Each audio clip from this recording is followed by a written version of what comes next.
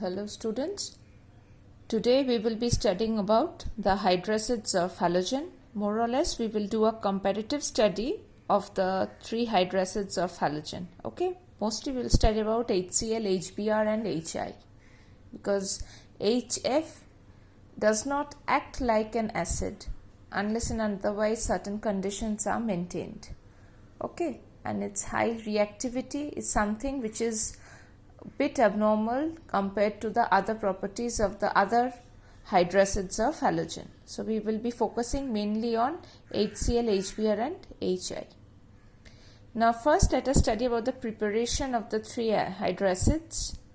As you can see, as we are moving down the group, that is from Cl to Br to I, the condition of reaction is gradually becoming a bit more extreme, right? Like say for the first one, when the combination of hydrogen and chlorine forming HCl, just light is sufficient. Whereas for the preparation of HBr from H2 and Br2, you need a catalyst of platinum. Next is when it is HI, you are giving a catalyst platinum, along with that a very high temperature of 450 degrees Celsius. So as what we are seeing is, as the stability of an acid is decreasing, the conditions for the preparation is becoming more and more more violent or vigorous. Okay. Next is by heating the halides with concentrated sulfuric acid. Now we have studied these reactions previously. Here what you are to know is this reaction with concentrated sulfuric acid. Now sulfuric acid is a much oily in texture, that is, it is much less volatile compared to your hydracids. So therefore sulfuric acid is taken in order to prepare any halogen acids. The principle that follows over here is that the less volatile acid displaces the more volatile acid. Okay. So from here, the less volatile acid is displacing the more volatile acid, which is HCl. So first reaction, NaCl, sodium chloride, reacts with sulfuric acid at a temperature of 150 degrees Celsius. Actually, the temperature here maintained is less than 200 degrees Celsius. Then you get NaHSO4 and HCl. That is bisulfate and HCl. Remember over here, when temperature is less than 200, we get the bisulfate. Next is this bisulfate reacts with NaCl at a temperature of around 550 degrees Celsius, producing sodium sulfate and HCl. Clear? Now here, why the temperature initially is not made to go to a high temperature is because a layer of sodium sulfate forms as a deposit in the inside of the container, right? Thereby preventing the NaCl to further undergo reaction with H2SO4. So the temperature is maintained at a temperature of less than 200 degrees Celsius. Next is by the reaction of phosphorus pentoxide, P4O10, or you can write it simply as 2P2O5. That reacts with HCl, forming phosphoryl chloride, that is POCl3 plus HPO3. This is metaphosphoric acid. We will study about these compounds when we study group 15 elements. So P4O10 plus HCl gives POCl3 plus HPO3. Next is calcium oxide and HCl combines to give this. Now these reactions are definitely not preparatory reactions, but these are the reactions corresponding to the fact that why we cannot use phosphorus pentoxide or calcium oxide as dehydrating agent for HCl. That is, HCl itself contains some water vapor when it is being prepared from sulfuric acid, Now, why we can't use these two dehydrating agents, namely P2O5 and CaO, as dehydrating agent when we are purifying HCl? Because of these two reactions. Okay. Next is HBr and HI. Over here what we see is HBr and HI cannot be prepared by the method of combination with sulfuric acid like this over here. Reason is, if I take the corresponding iodide or bromide salt, it reacts with sulfuric acid, producing the corresponding bisulfate and HBr or HI. Now this bisulfate, this HBr or HI over here, it further combines with sulfuric acid, producing bromine and iodine gas. Why this happens? Because HBr and HI are good reducing agent. They are capable of directly reducing sulfuric acid to give sulfur dioxide gas, and they themselves get oxidized to Br2 or I2 depending on what iodide or bromide salt we have taken. So for this reason we can't use the mechanism of reaction of a halide salt with H2SO4 for the preparation of Br2 or I2. A very, very important reaction. Okay, and the reaction also indicates the reducing properties of HBr and HI. Next is, the same explanation is given over here, that is HBr and HI are reducing agent and reduces H2SO4 to give sulfur dioxide, and they get oxidized to Br2 and I2 respectively. So how can HBr and HI be prepared? They can be prepared by heating halides with concentrated phosphoric acid, right? Phosphoric acid has got a syrupy texture. It is a bit more viscous than sulfuric acid. So KBr reacting with phosphoric acid giving potassium phosphate along with HBr. Ki reacting with phosphoric acid giving K3PO4 potassium phosphate and HI. Next is, in the lab you can prepare HBr by the reaction of phosphorus with bromine, producing phosphorus tribromide. Now this phosphorus tribromide hydrolyzes, giving you orthophosphoric acid plus HBr, or this we can say as phosphorus acid. The name of this particular acid is phosphorus acid, H3PO3. Along with that we get HBr. So first step involves the production of phosphorus tribromide and then hydrolysis of phosphorus tribromide giving HBr and H3PO3. Over here you have to make a note, it's not H3PO4, it's H3PO3. Exactly the same type of reaction for HI, that is P4 plus 6I2 giving 4PI3, PI3 plus H2O giving HI plus H3PO3.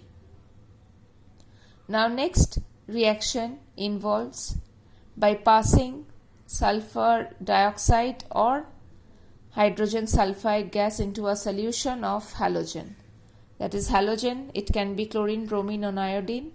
When it combines with H2S gas, it directly oxidizes H2S gas giving sulfur and itself gets reduced to X. Similarly over here, the halogen combines with sulfur dioxide and water to give HX, and the sulfur dioxide gets oxidized to sulfuric acid. So here you make a note, halogens in the pure state are oxidizing agents, as can be seen over here. From -2 state sulfur is going to 0 state, +4 state to +6 state, and the halogens are getting reduced from the 0 state to the -1 state respectively, right? But just the opposite thing is observed in case of the hydracids. Next is about the properties of HCl, HBr and HI. First, they are all colorless, they are all having pungent odor, sour taste, Anhydrous state, that is without water, they do not have any effect on litmus, that is they are non-acidic in nature in the anhydrous state. The moment they come in contact with water, they turn blue litmus red, that is they become acidic. Now acidic strength over here, HF is minimum in terms of acidic strength, whereas HI has got maximum acidic property. It is because of the easiness with which the HI bond can be broken up. HF bond is very, very strong. HI bond is very, very weak because of the large size of iodine. So HI bond becomes very, very weak. That is, the bond length increases, so bond strength decreases, and therefore HI from HI, H plus or H3O plus production becomes easiest.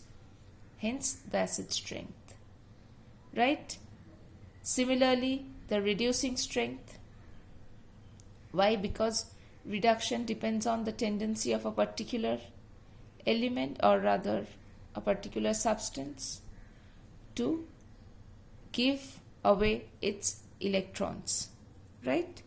So now iodine being much larger in size, it will be able to give away its valence electron quite easily, or much with ease compared to fluorine. Therefore, if it is giving away electron, itself gets oxidized. Right? So iodine is the strongest oxidizing agent. That is, iodide is the strongest oxidizing agent. Now how will iodide be produced? From HI, definitely. Therefore HI is the strongest reducing agent, followed by HBr, HCl, and then HF. Next is thermal stability. This you already have studied. It depends on the strength of the HX bond. Higher the bond strength, more becomes the stability, and the bond strength depends on the electronegativity difference, which is highest in case of the HF bond and lowest in case of the HI bond. We go to the next part, or the last part. Over here we see the reducing property and the stability of the hydracids. Over here we see HCl is most stable among HBr, HCl and HI, and it is not attacked directly by H2SO4. It is only oxidized by strong oxidizing agents like manganese dioxide or pyrolusite, potassium permanganate, potassium dichromate, lead oxide, and Pb3O4, that is this lead tetroxide. Now over here we see the individual reactions, that is, when manganese dioxide reacts with HCl, we get the product of manganese chloride, that is, manganese from the +4 state has become to the +2 state, whereas chlorine from the -1 state has been oxidized to give elemental fluorine, which is in the 0 state. Similar kind of reaction we see in case of potassium permanganate, in which the oxidation state of manganese is in +7 and it gets reduced to +2, whereas Cl from -1 gets oxidized to give over here Cl2 in the elementary state. Besides that, you get the two corresponding chloride salts of potassium and manganese. Next is from dichromate, chromium, where it's in a +6 state, it gets reduced to the +3 state, and the rest of the reaction is almost similar to the previous one. Okay, these reactions you have done in the chapter of redox, showing the acidic property of permanganate and dichromate, where there are 16H plus and 14H plus involved in the ionic equations, if you remember. Next is HBr, which is much less stable compared to HCl, and it is acting like a reducing agent. So over here what we see is sulfuric acid reacts with HBr, forming sulfur dioxide, that is +6 to +4. Bromine is oxidized from Br minus, and that along with that we get water. Same kind of a reaction over here. Chromium from +6 to +3 and you get water and Br2. Right? Oxygen oxidizes HBr, giving you bromine and water. Next is HI, which is the least stable among the hydroacids and the most powerful reducing agents. We see the similar set of reaction for HI, sulfur dioxide, iodine and water, same as what we have seen over here. And then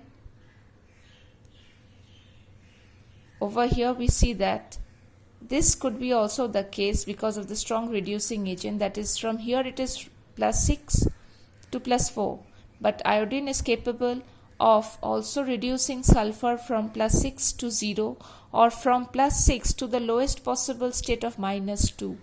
Such is the strong reducing character of HI. It depends on what the concentration of HI is in the medium.